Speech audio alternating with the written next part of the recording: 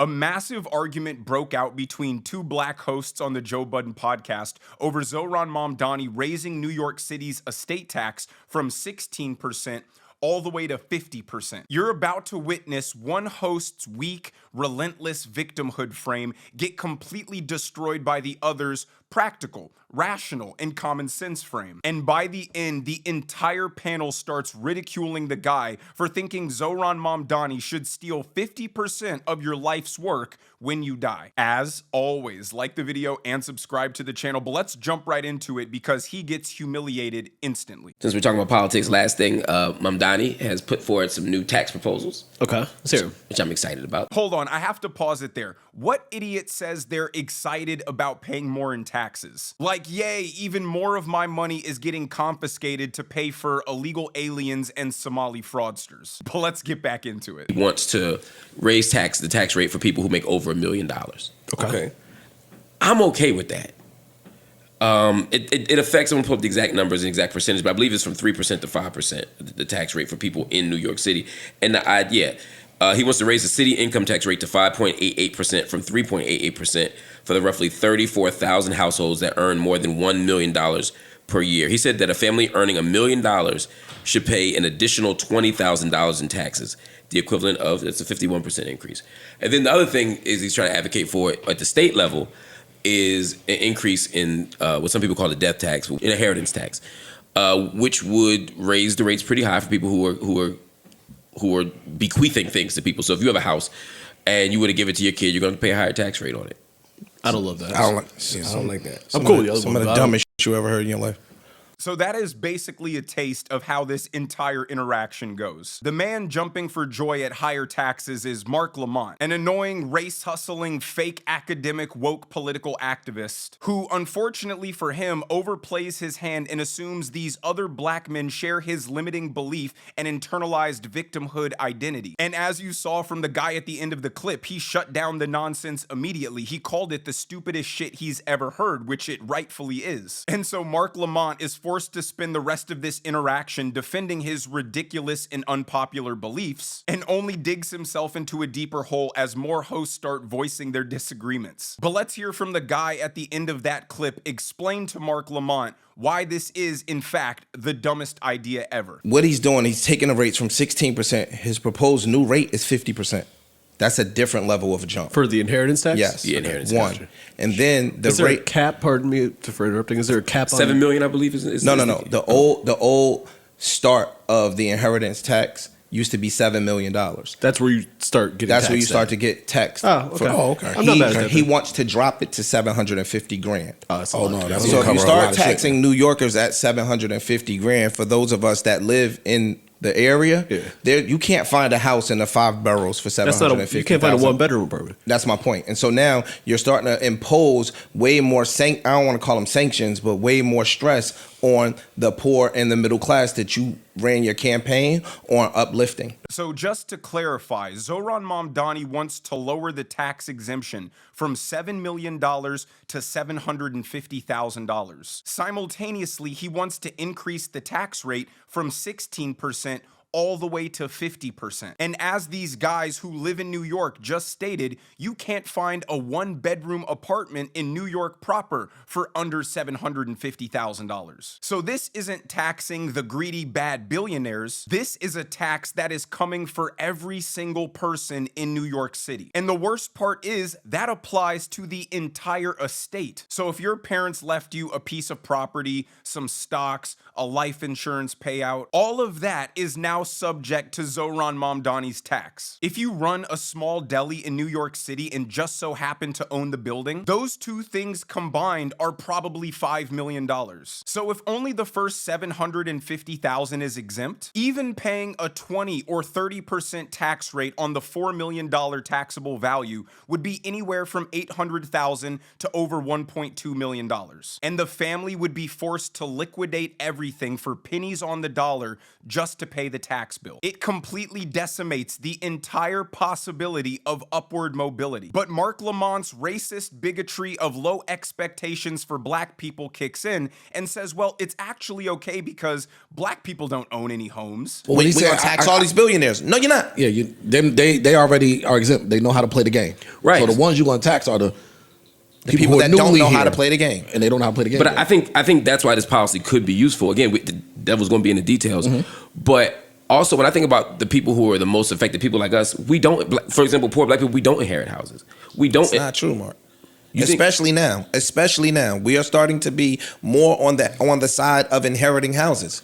We are disproportionately inheriting debt. We're disproportionately inheriting houses that aren't paid off. Yeah. We're inherently. Doesn't matter. There's still equity in the house. That still a value. That still a net value. This is the inherent problem with delusional, racist, woke ideology painting all black people as penniless, assetless, second-class victims. It's completely disconnected from reality. The left likes to pretend 150 years of civil rights progress never happened, and that we still live in the antebellum South, and white people own everything and black people own nothing. So they push these policies to punish ownership and success, thinking it'll only harm whitey and it'll only help black people. But newsflash, black people do own houses. I know, shocking, right? It's the same racist bigotry of low expectation that made New York's governor say black kids don't know what a computer is. It's the same racist bigotry of low expectations that makes Democrats say we can't have secure elections because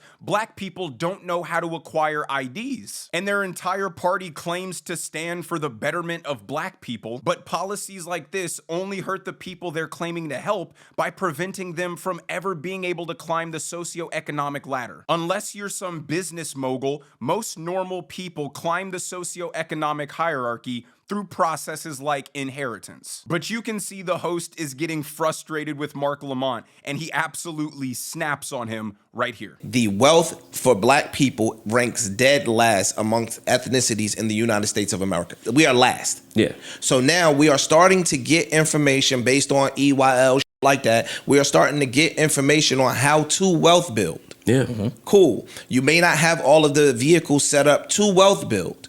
But for a majority of people, I'm arguing with you that people own houses. And grandparents own houses and mothers own houses, and they're leaving these houses to their kids. So when you start taxing these people at a high clip, 16% to me is too much. Yeah. See, that's where we disagree. I'm not disagreeing that grandmothers bequeath houses. I'm simply saying that black people are underrepresented on that list. I know. And so because we're underrepresented on that list, I'm actually more interested in how tax revenue could be used to invest in us in ways that can get us to where you want to be.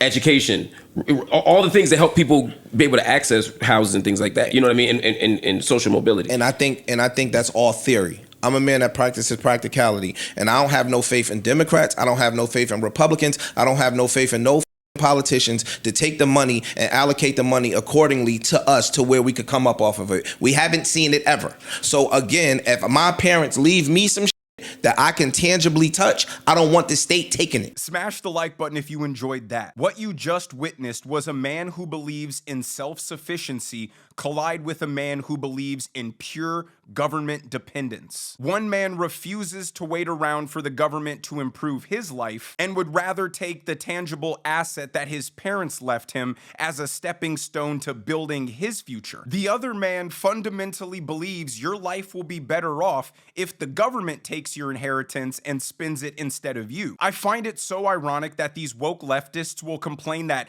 white people had a 250-year head start to build generational wealth. But now that black people finally have some assets of their own that they want to pass on to their children for generational wealth, the government wants to seize all of it. Instead of taking that money and sending your kid to private school to get a good quality education, Mark Lamont wants you to give that money to the government so they can pump it into the already broken public school system. Black inner city schools already have the highest spending per pupil in the entire country, yet they consistently have the lowest test scores across across the country. But Mark Lamont would know that if his ideology was rooted in reality. It's an imaginary story he told himself to derive moral outrage for a cause that doesn't exist. His entire worldview is predicated on two disastrously false premises. Number one, black people in 2026 are still living in the Jim Crow South. And number two, government actually spends money effectively and will make your life more prosperous. But here's where he makes Mark Lamont actually admit he has no idea what he's even talking about.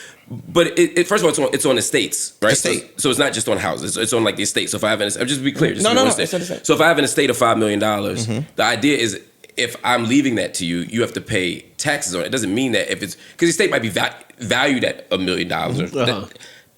If I leave you a house for $1 million, I haven't even sold the house. I don't have to cough up $500,000. Okay. But I do have to pay taxes on part of it.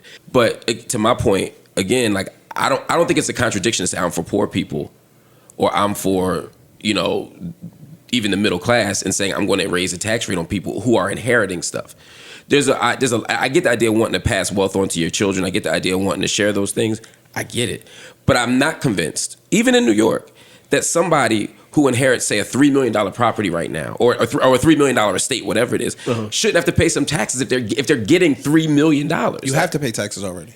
See, he doesn't know what he's talking about. He just simply believes white people are the ownership class, black people are the serf class. So taxing ownership more aggressively results in a white to black wealth distribution, so therefore it's a good thing. But the problem is that belief, just like all left-wing beliefs, start breaking down the moment you stop infantilizing black people and seeing them as being biologically or mentally deficient. The moment you start seeing black people as human beings with agency who also own stuff just like white people, you would realize this policy is counterproductive to the goal of black wealth accumulation. But in that moment of apparent contradiction, you actually get clarity. You realize their goal isn't the transfer of wealth from white people to brown people. Their goal is the transfer of wealth from everybody to the government. The left doesn't want black people as a whole to succeed economically, because if black people become self-sufficient and no longer reliant on the government,